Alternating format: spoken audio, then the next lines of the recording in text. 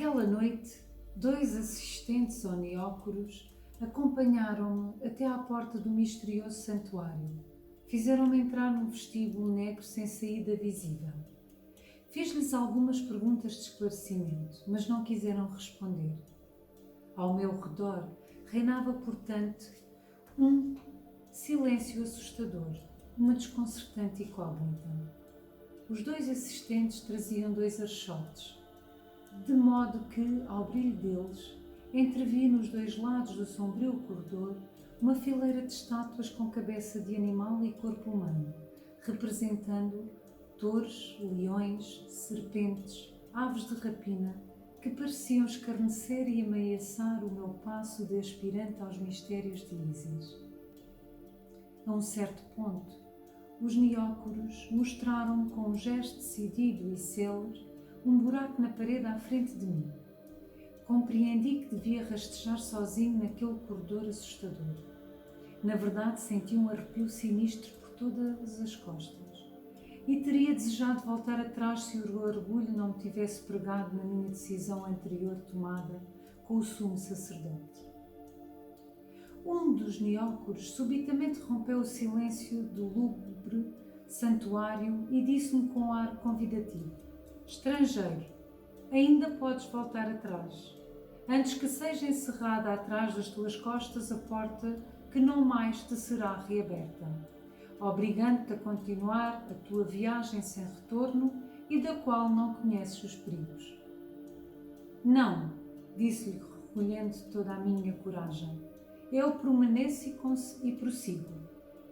"Bem", disseram os neócoros e, dito isto, entregaram-me uma lâmpada acesa, deixando-me só e fechado, com estrondo, a porta metálica do santuário oculto. Que fazer? Devia então entrar no corredor e enfrentar a assustadora prova. Assim fiz, e alternadamente, rastejando de joelhos, segurando na mão a lâmpada, ouvi do fundo do subterrâneo uma voz que gritava: "Noviço, aqui perecem os loucos, que anseiam a ciência e o poder." Sofri uma palpitação no coração que me parecia alcançar a garganta. Bati os dentes pela impressão, enquanto, por efeito desejante de acústica, estas palavras repetiam-se 7 vezes com um eco cada vez mais distante. Parei de repente e fiquei tentado de voltar atrás, mas a lembrança das palavras do hierofante e dos neócoros fizeram prosseguir. Entretanto, o corredor, descendo em declive sempre mais íngreme, expandia-se até que me encontrei diante de um funil terminante num foro no qual pendia uma escada de ferro. Embora incerto e com temor de ver apagar de um momento para o outro a chama oscilante da minha lâmpada, prossegui, ainda até ao último degrau da escada. Mas o medo tornou-se mais insuportável quando me apercebi que estava suspenso num assustador e horrível poço cujo fundo não se via. "Meu Deus", disse para mim, "onde vou parar?" Os brilhos avermelhados da lâmpada conferiam uma nota de maior mistério e horror àquele lugar sinistro. Parecia-me de dever cair no vazio, nas trevas, de um momento para o outro. A mão, que a princípio era tenazmente agarrada à escada, começava a perder força nos seus músculos e os joelhos tremiam sem conseguir vencer este tremendo mal-estar. Por um instante pensei abandonar-me ao vazio e morrer, como uma vez tentei fazer numa escalada nas paredes rochosas a pico no de Hatshepsut. Em mim, naquela noite, a angústia era mortal.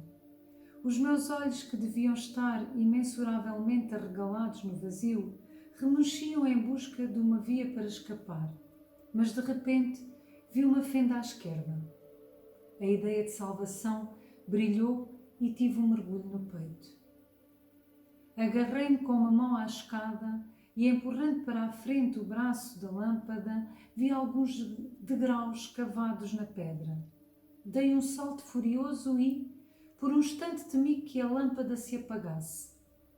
Os dedos estavam untados de nafta saída do recipiente da lâmpada e, passando-os para a outra mão, esfreguei os meus dedos na parede. Senti o ar fresco proveniente do alto reanimar o rosto quente e suado pela emoção. Subi. A escada perfurava a rocha como uma verruga. E depois de alguns instantes de subida, encontrei-me diante de um portão de bronze que dava acesso a uma grande galeria sustentada por belíssimas cariátides. Detive-me por alguns instantes atraído pela sua beleza escultural e voltou-me a nostalgia dos belos dias vividos em Tebas, junto aos meus discípulos, à minha nete, às minhas esculturas. Entre uma cariátide e outra, delineavam-se com elegância insólita, ordenados na parede simbólicos afrescos, iluminados levemente por lâmpadas de cristal que as próprias cariátides seguravam pela mão. Esses afrescos eram 11 por cada lado. O portão foi-me aberto pelo guardião dos sacros símbolos, um mago chamado Pustóforo. Ele recebeu-me com um benevolente sorriso e isso reanimou-me muito. Não me sentia mais sozinho. Parecia-me finalmente ter chegado ao fim da emocionante viagem naquele reino subterrâneo.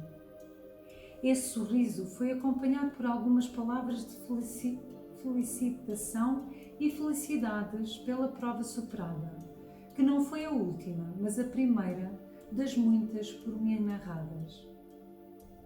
O guardião dos símbolos, conduzindo-me ao longo da galeria, explicou-me que as sagradas pinturas, e notei como debaixo de cada uma delas havia um número e uma letra. Isso atingiu-me muito também porque eram 22. Acredito que passaram muitas horas, dado que uma luz matutina penetrava pelo alto de uma abertura, atingindo de viés um afresco que se coloria num tênue cor violeta. Estes, disse o guardião dos símbolos, são os 22 primeiros arcanos e sabe que representam o alfabeto da ciência hermética, ou seja, as chaves universais, os princípios absolutos que, aplicados pela vontade humana, tornam-se não apenas a nascente de cada sabedoria, mas a fonte de cada potência. E estas letras, estes números, acrescentei eu, o que representam? Eles são, disse o mago, um meio mnemónico para fixar na memória esses princípios. Saibas como cada número e cada letra sacra exprimem uma lei ternária, refletindo-se nos três mundos, no mundo divino, no mundo intelectual e no mundo físico.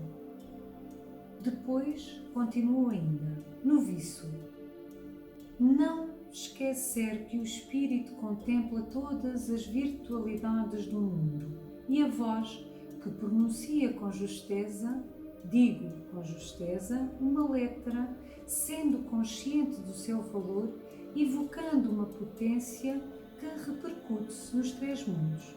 É como um dedo que, beliscando uma corda na lira, faz ressoar uma nota da gama e vibrar maravilhosamente todos os seus harmónicos.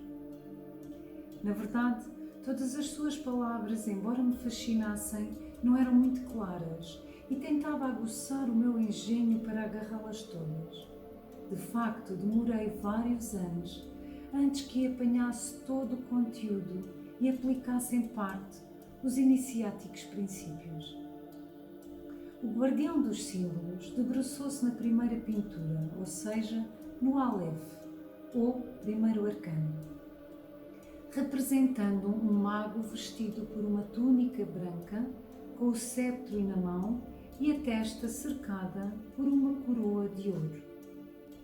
Depois de ter meditado por alguns instantes, acrescentou, olhando-me fixo nos olhos: o vestido branco representa simbolicamente a pureza, o sceptro, o comando e a coroa de ouro, a luz universal do liberado. Assim, de número em número, de letra em letra, aquele mago explicou-me sinteticamente o sentido oculto dos arcanos, do primeiro ao 22º. Senti o bem-estar dos primeiros lampejos de luz penetrar na minha alma sedenta de luz e verdade.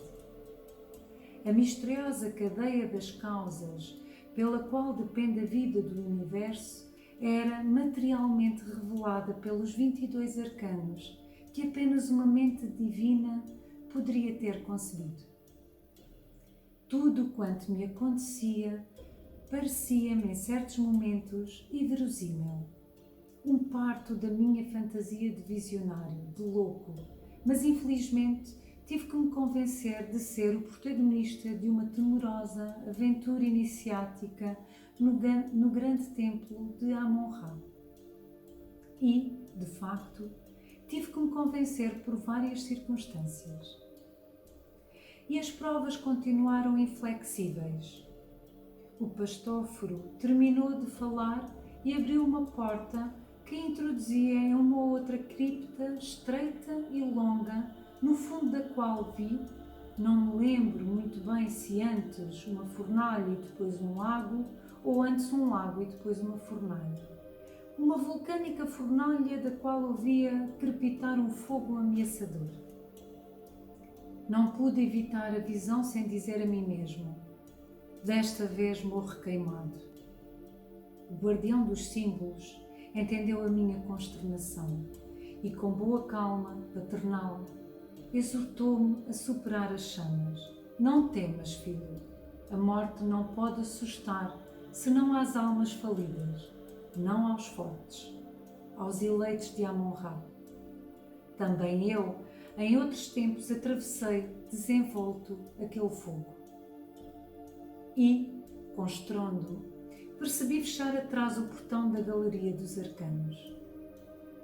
No começo estava hesitante, depois, ao invés, lancei avanço e mandei um salto e mergulhei na fornalha, suportando com firmeza a lâmpada recebida na entrada do poço. As chamas lambiam o meu corpo, mas com espanto não queimavam.